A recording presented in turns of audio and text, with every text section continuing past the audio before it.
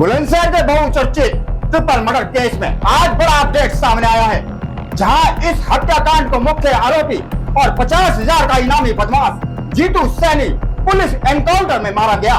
वहीं जीतू सैनी, जिस पर आरोप है कि उसने जन्मदिन की पार्टी के दौरान हुए विवाद के बाद जिम में घुसकर ताबड़तोड़ फायरिंग कर दी थी और एक ही परिवार के 3 युवकों को मौत के घाट उतार दिया था।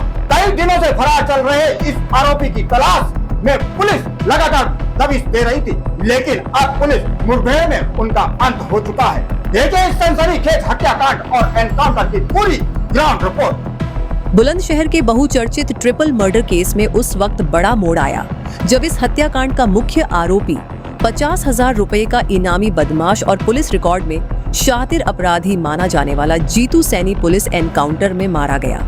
पुलिस के अनुसार जीतू सैनी कई दिनों से फरार चल रहा था और उसकी गिरफ्तारी के लिए लगातार कई टीमें दबिश दे रही थीं। गुरुवार सुबह पुलिस को मुखबिर से सूचना मिली कि जीतू अपने एक साथी के साथ क्षेत्र में आने वाला है। सूचना मिलते ही पुलिस ने इलाके की घेराबंदी कर चेकिंग अभियान शुरू किया। जैसे ही पुलिस ने संदिग्ध बाइक / वाहन को रुकने का इशारा किया, आरोपी भागने लगे। पुलिस का कहना है कि खुद को घिरता देख जीतू सैनी ने पुलिस टीम पर ताबड़तोड़ फायरिंग शुरू कर दी। जवाबी कार्रवाई में पुलिस ने भी फायरिंग की, जिसमें जीतू गंभीर रूप से घायल हो गया। उसे तत्काल अस्पताल ले जाया गया, लेकिन डॉक्टरों ने मृत घोषित कर दिया। इस मुठभेड़ में 2 पुलिसकर्मी भी घायल हुए, जिन्हें उपचार के लिए भर्ती कराया गया। पुलिस ने मौके से हथियार, कारतूस और अन्य आपत्तिजनक सामग्री बरामद करने का दावा किया है। जीतू सैनी वही आरोपी था जिसे बुलंदशहर के खुर्जानगर स्थित एक जिम में हुए ट्रिपल मर्डर का मास्टरमाइंड और मुख्य शूटर माना जा रहा था। घटना वाले दिन जिम में जन्मदिन की पार्टी चल रही थी, जहां दोस्तों और परिचितों के बीच हंसी मजाक का माहौल था। बताया गया कि इसी दौरान केक लगाने को लेकर मजाक हुआ, लेकिन बात अचानक बिगड़ गई। प्रत्यक्षदर्शियों और पुलिस जांच के अनुसार विवाद केवल केक तक सीमित नहीं था। इसके पीछे पहले से चली आ रही पुरानी रंजिश, आपसी अहंकार और व्यक्तिगत दुश्मनी भी छिपी थी।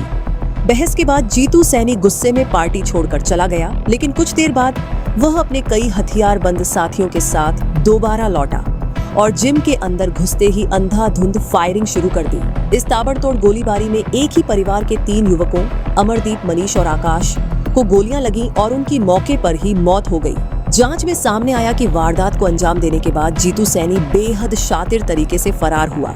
पुलिस के अनुसार जाते समय उसने जिम का सीसीटीवी DVR भी निकाल लिया था, ताकि घटना के वीडियो सबूत मिटाए जा सकें और जांच प्रभावित हो। पुलिस अधिकारियों का कहना है कि जीतू सैनी की मौत के बाद केस कमजोर नहीं बल्कि और मजबूत होगा, क्योंकि अब गिरफ्तार आरोपियों से पूछताछ कर पूरी साजिश की परतें खोली जा रही हैं। एनकाउंटर के बाद बुलंदशहर और आसपास के संवेदनशील इलाकों में सुरक्षा बढ़ा दी गई। आशंका थी कि आरोपी की मौत के बाद समर्थकों और विरोधी पक्ष के बीच तनाव बढ़ सकता है, इसलिए कई इलाकों में पुलिस बल तैनात किया गया और फ्लैग मार्च भी कराया गया। प्रशासन ने साफ किया कि किसी भी प्रकार की कानून व्यवस्था बिगाड़ने की कोशिश पर सख्त कार्रवाई होगी। वहीं पीड़ित परिवारों ने जीतू सैनी के एनकाउंटर पर प्रतिक्रिया देते हुए कहा कि यह न्याय की दिशा में एक बड़ा कदम है, लेकिन उनके लिए असली न्याय तब होगा जब इस हत्याकांड में शामिल हर आरोपी को सजा मिलेगी। देखिए, खुर्जानगर थाना क्षेत्र में जो झांझर रोड है अपनी, उस पर एक आज अर्ली मॉर्निंग बदमाशों से मुठभेड़ हुई है। ये लोग वहाँ पे आकस्मिक तौर पे गश्त कर रहे थे, चेकिंग भी चल रही थी लगातार, क्योंकि आप जान रहे हैं 25/26 की रात में जो घटना हुई, इसमें लगातार हमारी 6 टीमें अलग अलग जगहों पे दबिश दे रही थी और गिरफ्तारी के प्रयास में थी। तो उसमें शेष वांछित बचे थे, उनके सब पे 50,000 रुपये का इनाम भी घोषित किया गया था। तो उसी प्रक्रिया में लोग उधर थे। रात को वहाँ पे बदमाशों को रुकने का इशारा किया गया, जो स्कूटी से जा रहे थे। पुलिस को देखते ही उन्होंने पहले तो बचाव में उन्होंने बैक किया। सामने से भी जब उनको दिखा कि पुलिस है, फिर उन्होंने साइड की रोड लिया।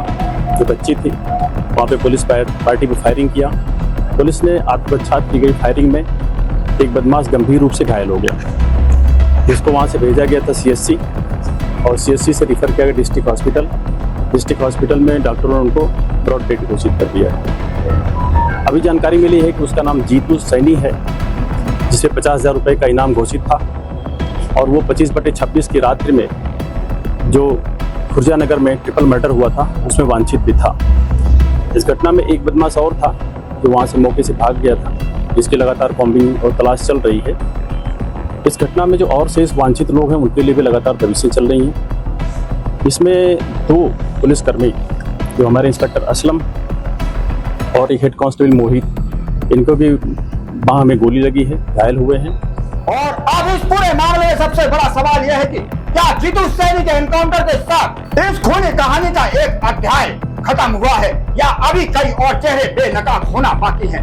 पुलिस का दावा है कि ट्रिपल मर्डर में शामिल हर आरोपी को कानून के शिकंजे तक पहुंचाया जाएगा, जबकि पीड़ित परिवार अब भी बाकी दोषियों की गिरफ्तारी और कड़ी सजा की मांग कर रहा है। फिलहाल बुलंदशहर का ये ट्रिपल मर्डर और एनकाउंटर पूरे प्रदेश में चर्चा का विषय बना हुआ है और हर किसी नजर पर पुलिस की अगली कार्रवाई पर टिकी हुई है। तो आप देखते रहिए रेड 7 न्यूज। जय हिंद, जय भारत, वंदे मातरम।